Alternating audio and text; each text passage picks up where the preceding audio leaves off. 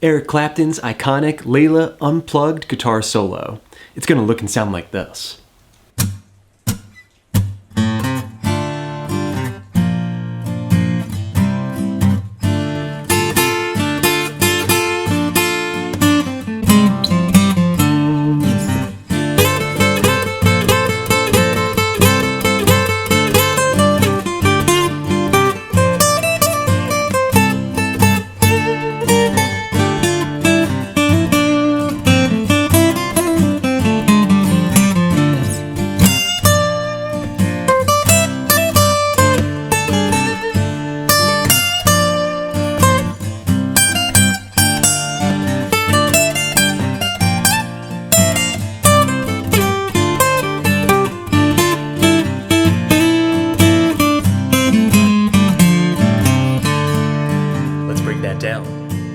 Okay, a close look at the fretboard, getting started breaking down this solo line by line, but first we're going to discuss the chord progression that we're jamming over top of, so our musical context, and also the scales that Clapton is using. So the backing track here is in the key of D minor, and it's a very basic progression. Looks and sounds like this.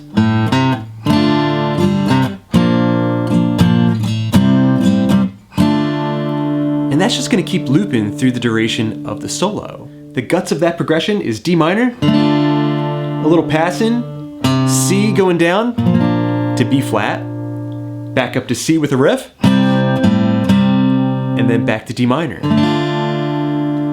All right, you can start off by playing open A, 3, D minor, C, B flat, C, D minor, and repeat.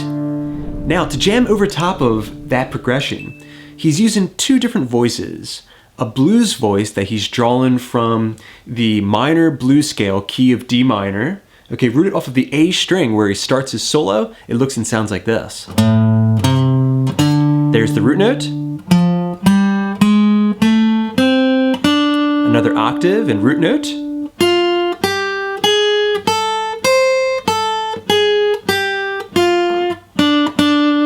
All right, the minor blues scale, A string root or A shape position. All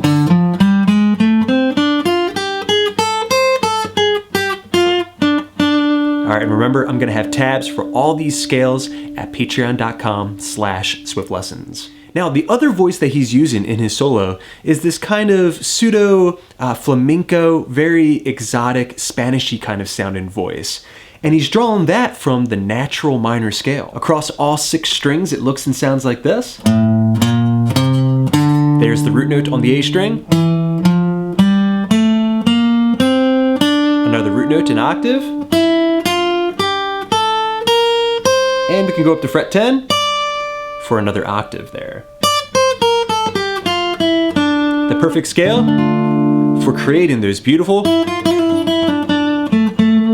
kind of Spanishy sounding licks. Okay, now we also want to get those same scales down, but rooted off of the low E string, the E shape position if you're thinking of caged theory. So the minor blues scale in this position, 10, 13, 10, 11, 12, 10, 12. That's 1 octave. Next string, 10, 12, 13. All right, 10, 13, 10, 13.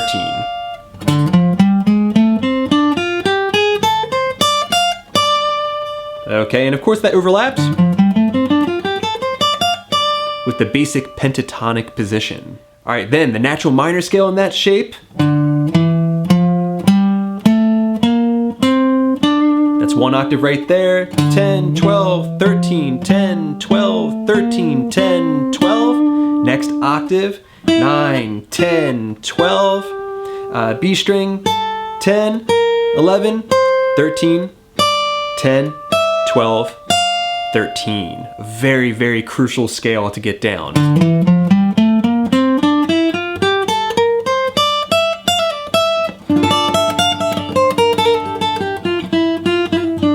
All right, again, a fantastic position to solo and get a little bit of that exotic flavor into your playing. Okay, now, last little thing that you should get down is the upper extension of that minor blues scale.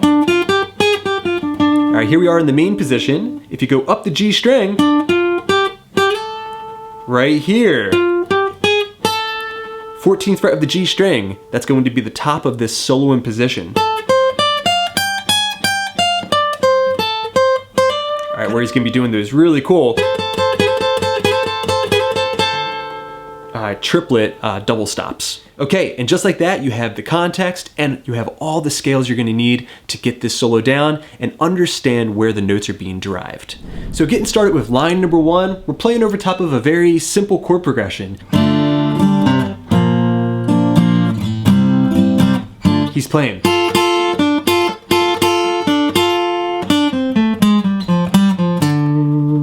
All right, that's lick number 1 right there. Let's hear it nice and slow now. 2, 3.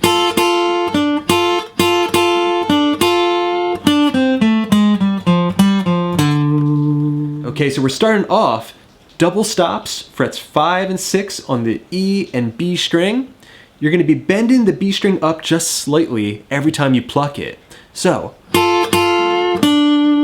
all right, right there, he's gonna be alternating back and forth between the double stop and 7th fret G string. Give it a shot going into the next measure.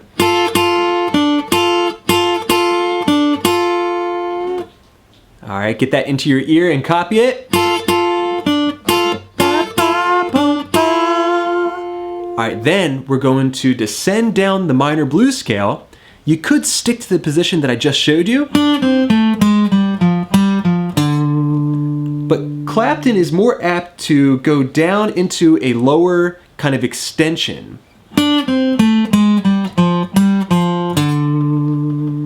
All right, that was 7, 5, 7 on the D, 6, 5, down to 3, and then 5, 3, 5 to finish up that measure. Okay, you put all that together and we have a 1, 2, 3, ba, ba, boom.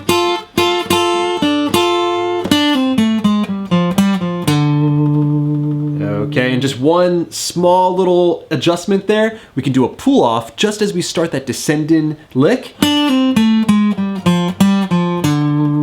And the other thing that I want you to take note of is that we're playing triplets. So get that rhythm into your head. 1, 2, 3, 1, 2, 3, 1, 2, 3.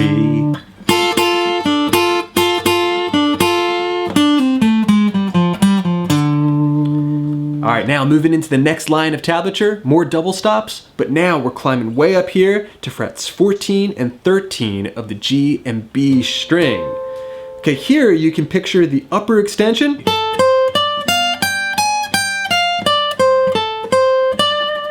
Okay, it's gonna look and sound like this.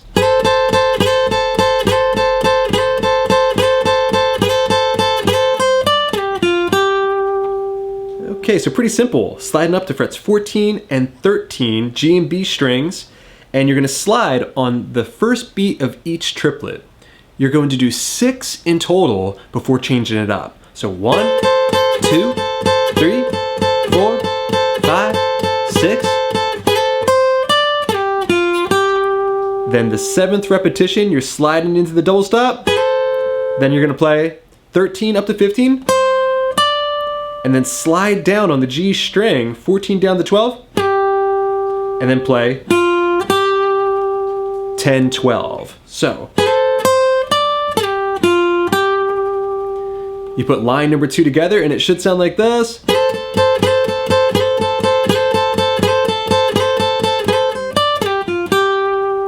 Okay, that's gonna get us into line number 3, where it's gonna sound like this.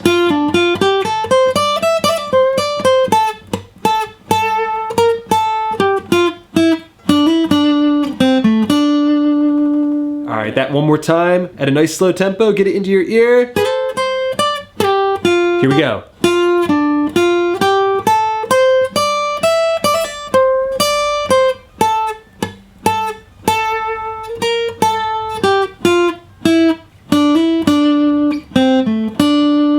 Okay, breaking this up, measure number 1 of line 3, once again looks and sounds like this.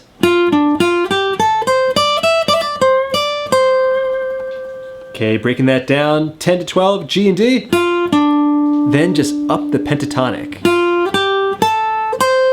All right, then the high E string. That was 10, 12, and then a hammer pull. So far you have. Alright, then the B string, slight bend on 13. And then 10-13 to finish up the measure. Alright, now note, that's all triplets. So 1, 2, 3, 1, 2, 3, 1, 2. Alright, then into the next measure we're gonna play.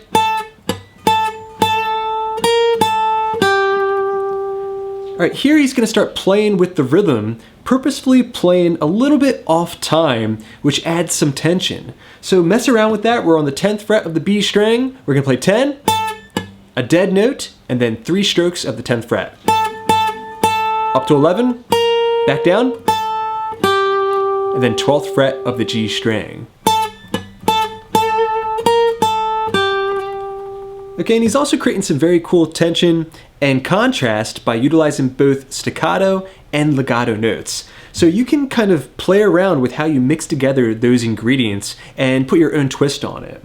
So the way I like to play it is having a nice long vibrato in the middle of that phrase. Into the next line of music. Alright, so that was 10-9, down to 7. Alright, there I played 7-9-7 before going into the next lick. Alright, which is going to get us into the next line of music. And another descending phrase. Okay, put all of line number 3 together and it should sound like this. Coming out of line number 2.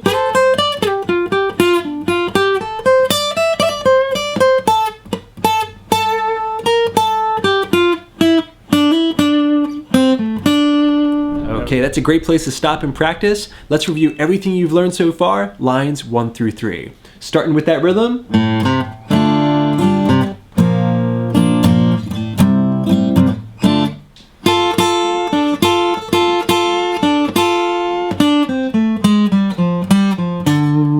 Slide.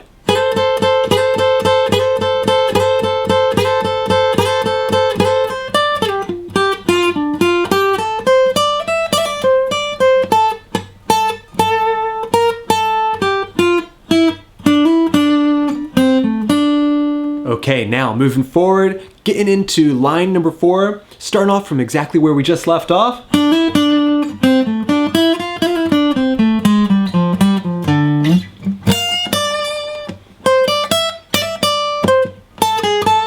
And one more time real slow. Listen to how he mixes those two voices together, the blues voice and that Spanish voice in one lick. So coming out of line number 3.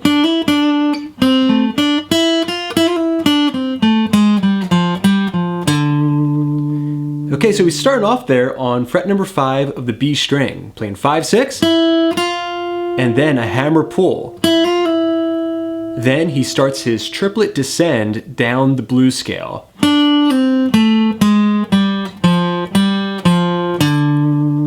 Alright, so that was 1, 2, 3, 1, 2, 3, 1, 2, 3. 7, 5 with an optional pull off. Then descending chromatically. There's going to be some emphasis on that note right there, 6th fret of the D string. Okay, and a little bit of emphasis as you start each triplet, right? Okay, put that together and we have.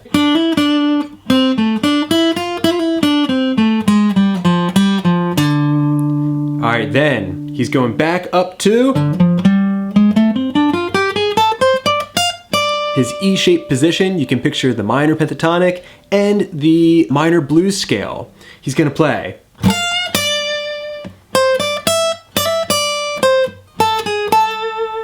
Alright, so that was 13 on the high E string with a slight bend. 10. Then he's gonna play. Alright, that was 13 on the B string. 10. Up to 12. A hammer. Back down to 10, and then fret 13. So far you have. Alright, then he's just going to mix in a little bit of blues scale, but he's going to be finding the flat 5 note. All right, that very bluesy, dissonant tone right here on the 9th fret of the B string. Okay, you put that full lick together, it should sound like this. Sounds great with a rake. 1 and...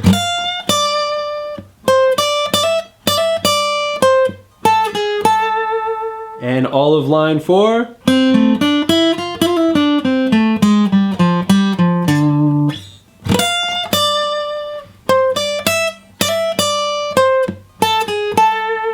Okay, that's going to get us into line number 5, which is going to start off with something very, very similar. Looks and sounds like this. A 1.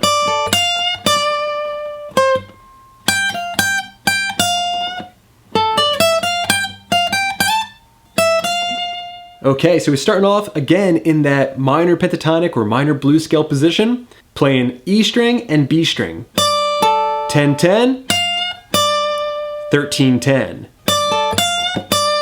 Such a soulful lick. Alright, then 13 on the B string, nice and short. Alright, the timing of that is very specific. Alright, it's kind of an afterthought. Next, up into the upper extension, he's gonna play 15-13 on the high E string. And right there, on 13, a nice slow, slight bend. Alright, then he's going to picture a D minor chord shape and start mixing in a little bit more of that natural minor scale. Outlining the chord. Alright, let's get that phrase down. 14 on the G, 15, 12 on the high E, up to 13, and then 15. Next, he's going to play. Alright, that was 13, 15, sliding up to 17. Alright, then we're going to end this line with 12, 13 to get us into the next phrase. You put all of line number 5 together, and it should sound like this.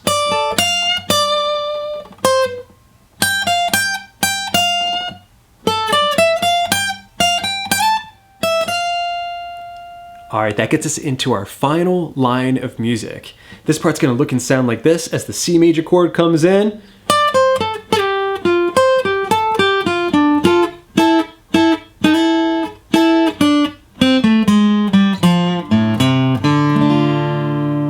Alright, to wrap things up.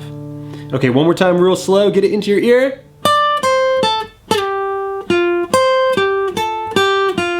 Double stops.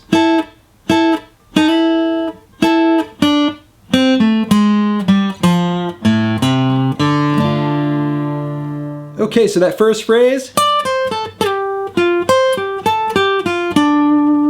Alright, he's transitioning from the upper extension to the main position of the minor blues scale. Alright, the phrase one more time. Alright, so that was 15 down to 13 on the B, 14 on the G. Repeat that note and slide down a full step before going to fret number 10 on the G. Next, stacking. Alright, so that was 13 on the B string, 12, 10 on the B, and then 12, 10, 12 on the G and D strings. And you could throw in a pull off there if you like. Alright, put all that together and we've got. Alright, here's where things get interesting. Wrapping things up. Alright, so G string and B strings together. 10 and 10. 9 and 10. Repeat. And then the next stroke you're going to slide up into that note on the G string. Alright, so far you have. Alright, then finally you're going to play the double stop, 9 and 10, followed by the 7th fret of the G string. Now, the rhythm there is super, super specific. Alright, then we're just going down the blues scale. 1. It's It's very important that we know exactly what beat to come in on for each of these licks. So 1. All right, so there we're playing 5 on the G string, then going down the blues scale just like we did before. 7, 6, 5, 3, and then the open D string. But I like to throw in 0, 3, 0, that little tagline in the beginning of the main riff. All right, put that together and we have, and all of line number 5.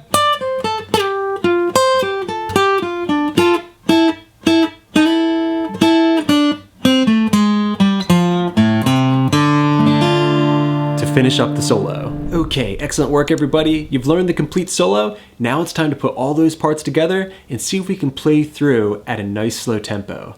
Getting started with that rhythm and a D minor chord. 1 and 2 and 3, 4, 1 and 2 and 3.